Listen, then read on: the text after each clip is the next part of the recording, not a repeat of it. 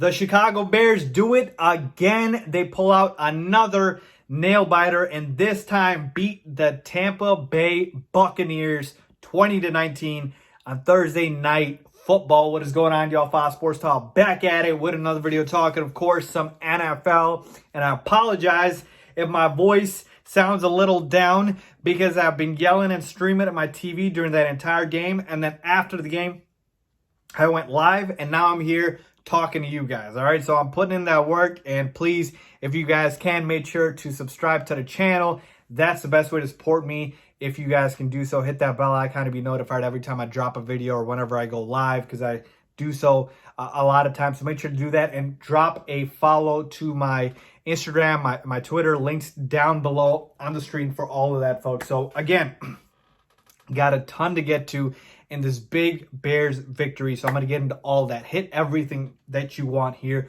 So let's get started. So here we go again. The Bears just cannot seem to win a game without me wanting to pull my damn hair out all during the game. And you know what? I don't care at this point. As long as the Bears get the victory, which they did so today against a very solid Tampa Bay Buccaneers team. So is that team good enough for all you naysayers out there, right? That think the Bears have just played a cake schedule and haven't beaten anybody and are fluky at 3-1, which is now 4-1. Thank you very much. All right, so I can go play by play, I can go drive by drive, but you know what? I want to just focus on the game overall and the key points. And I want to start with the positive. We're going to talk about the positives and negatives. Let's start with the positives, since it is a Bears victory, folks. And I don't care that it's 2019, folks. Listen, I've said this before, I'll say it again. I'll take an ugly win over a pretty loss any day of the week and twice on Sunday. So thank you very much. So positives, just the fact that it was a fun game, fun competitive game. I love that. Thursday Night Football, prime time, everybody's watching. I just wanted a good game. Look, I get it.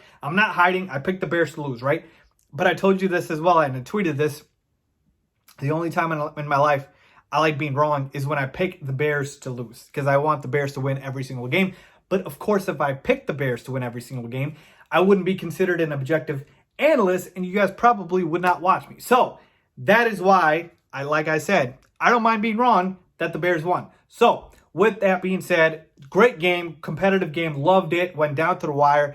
And you know what? You don't need a 44-41 game for it to be exciting. It can still be exciting when it's 20-19 like we just saw today. So I love the fact that it was a good game. Just fun to watch, all right? Other positives, Cairo Santos. I got to give this man a round of applause. And you know what? I'm ready. I'm ready to give this man the Bears kicker job. I'm sorry, Eddie Pinheiro. I know you're hurt. I know you're dealing with some injury. But I don't care. Because Cairo Santos proved today he's got ice water in his veins. Now, I might regret this next week if the Bears lose because Santos can't hit a damn kick. But I don't care, because at this point, Cairo Santos hit a clutch 46-yarder, I think 47-yarder, and then hit the game-winning field goal at the very end there. So Cairo Santos, props to you, man. The Bears have had kicking problems. You know that, but I believe in you. I trust you. You have earned my trust, and you have earned this for the Bears, and I think they should just give him the starting job at this point. Look, Eddie Pinheiro, I don't know what's wrong with him when he's coming back, but yeah, he's blowing it. He's blowing his opportunity. Cairo Santos, props to you, man. That should be our starting kicker until he proves otherwise. All right, Jimmy Graham. Is it time for me to eat crow on Jimmy Graham? Because it looked like he had a monster game, right? You saw Jimmy Graham just make some great catches this game. The touchdown at the touchdown catch as well. But then I look at the stat sheet. Then I go and look at the box score. And Jimmy Graham had 3 catches for 33 yards and a touchdown. 3 catches for 33 yards and a touchdown. And I thought Jimmy Graham had a monster game. And that's Jimmy Graham in 2020 and not 2011, where I thought we were watching 2011 with Rob Gronkowski catching passes and Jimmy Graham catching touchdowns. So that was funny to me. But listen, folks, am I saying that Jimmy Graham, I was wrong about him? Well, not really. I'll give him this. In the red zone, Jimmy Graham's been a phenomenal addition. And you know what? That is his best spot. In the red zone, Jimmy Graham's a great threat. That catch in the end zone, the touchdown catch, was a phenomenal grab. That's the athletic Jimmy Graham. Obviously, we remember the Saints Jimmy Graham. He's been phenomenal in the red zone. But obviously, outside of that, he hasn't been great. But again, I'm not here to bash Jimmy Graham. Today, he was a positive Love the impact that Jimmy Graham had on this team, but obviously I did bash the signing, and I'm here to tell you he's been a phenomenal addition for the Red Zone. So I'll eat crow there. I had no issues being wrong there, but overall, I still want more from Jimmy Graham, but today he was a positive. All right, let's move on. Bears defense. Look, Chuck Pagano and this Bears defense, I got to give these guys credit, man. Look, they bend, but they never break. They never break, and they didn't break today. They made key stops, key possessions where we needed stops. They got it done. Do I wish the run defense was a little bit better because we let Ronald Jones rush for over 100 yards, and that's not the first 100-yard rusher we've allowed this season? Yes, but you know what? You can't have everything, all right? You can't always have everything, and I'm happy with this Bears defense. They have been getting the job done, and shout out to Khalil frickin' Mack. Man, was he a monster today. The Mack truck was a machine, and he made Tom Brady's life a living hell today. I mean, Tom Brady was just on his back all night, it felt like, because Khalil Mack was pulverizing and punishing the Bucs offensive line. They didn't have an answer for him. And Khalil Mack must love playing on primetime, because when it's primetime, he shows up and he shows out, and this is Khalil Mack and who he is. This is the Khalil Mack we need every single game. Now, I know, obviously, every single game he shows up, but we need this type of impact. And today he was phenomenal. And, just a brilliant performance, I think, by the Bears defense. Folks, you can't ask for much more. You hold Tom Brady and this offense to 19 points. Tom Brady had 1 touchdown pass. I mean, again, Ronald Jones, I said the Bears' run defense wasn't good, but which receiver popped off? Mike Evans didn't do much. So, Bears defense in today's NFL, they're doing great. So I got no complaints outside of, obviously, the leaky run defense. So now it's time to talk about the negatives. Okay? And, we have to talk about it, folks. All right. Let's start with the elephant in the room, Matt Nagy. Okay, how do I think Matt Nagy did this game? Look, he was not a total negative this game. He was not. Okay? So I'll talk about the good of Matt Nagy, but why I put him in the negative category, I'll get to in a second. His play calling was pretty solid. And especially in the first half, had no issues with the play calling. And this is the second part of my negative, which is Nick Foles. Nick Foles just was awful in the first half. All right, the first drive of the game, easy 3rd down conversion to 1st down, and you just airmail it over Allen Robinson. Mitch Trubisky gets ridiculed for that throw. He gets benched for that throw, and Nick Foles can't make that. That's a routine throw an NFL quarterback should make.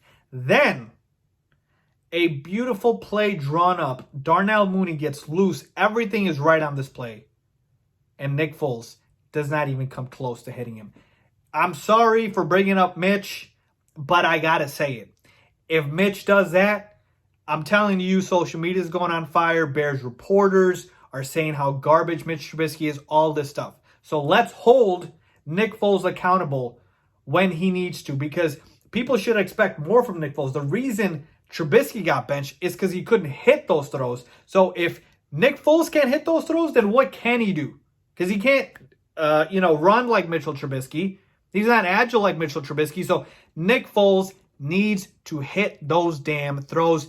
I don't care. It's unacceptable. He's a good enough quarterback to hit those wide open throws. And these aren't even close, okay? So back to Matt Nagy, because I went to Nick Foles. But you know what? I'm going to keep going back between these two guys because it was a very up and down game for both. Matt Nagy, his play calling was fine for the most part. Here's where I had issues. Too much Cordell Patterson. I know Patterson obviously had a couple of nice catches, but too much Cordell Patterson. I need more David Montgomery. I'm not going to complain about the running game. This game, I told you this in the preview. I said I'm not going to complain about it because this is the best run defense in the NFL. You can run on these guys, and you saw it today. 10 rushes for 29 yards for David Montgomery. I literally told you can't run on this Bucs defense. So I'm not surprised. And I'm not going to complain about the lack of running.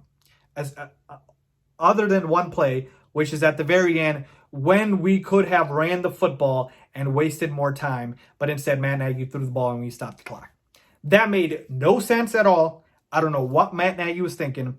And Tom Brady got over a minute. Now, thankfully, he wasn't able to do anything with it because he forgot that he downed the ball and it was 4th down. But again, it's Tom freaking Brady, and I don't put anything past him. So that was a boneheaded decision by Matt Nagy. He needs to be held accountable for that, and that never needs to happen again. Run the damn football and waste the damn clock. Okay? So too much Cordell Patterson, and please, I'm imploring you, Matt Nagy, enough with these deep shots on 3rd and 2nd and 3rd and short. Just run the ball on the 3rd and shorts. Please, I'm imploring you. Why is it when we get 3rd and short, Nick Foles, and maybe this is Nick Foles, I'm not sure, he's taking deep shots when we just need 2 yards? It's so frustrating. So, got a problem right there. All right. Other than that, I think, again, like I said, Matt Nagy cleans those things up. He's fine. But Nick Foles, let's get back to Nick Foles. All right. Very up and down game. 243 yards, a touchdown, and an interception. The interception wasn't his fault. Allen Robinson, again, for the third time this season, Allen Robinson can't grab the damn football and lets the DB get the interception. He's caused 3 interceptions this season, folks. I've never seen this before in my life. 3 interceptions the receiver has caused. That's crazy to me. Allen Robinson is not playing like we should be paying him $20 million or whatever he's asking for. Again, overall had a good game, 10 catches for 90 yards. I love A-Rob, but he just needs to clean that up. All right, so maybe I'm being a little too picky. Maybe I am. But A-Rob, grab the damn football. Stop letting the DBs fight you for it. Okay? Nick Foles. Again, 1 touchdown. Let's not act like Nick Foles had a great game. He didn't. Very up and down performance. And you need to expect better from Nick Foles because, look, folks, I don't know if Nick Foles is getting fatigued or whatnot, but his arm is looking cooked. I mean, he was floating those balls like it was ducks. I mean, you could find his arm on the grill after that game because it was cooked. Okay? I'm talking about ramen noodle for Nick Foles' arm at that point. And some of these balls were getting receivers killed. And I was worried for the Bears receivers. So Nick Foles needs more zip, more accuracy. It's so funny. We talked about these things with Mitchell Trubisky, and he got benched for that reason, and now we're having the same issues with Nick Foles. But life is funny that way. But Nick Foles obviously got it going at the very end, and the best throw of the game for Nick Foles by far, not even close, when he floated the ball. This is one time he floated it, and it was a good decision because he needed to.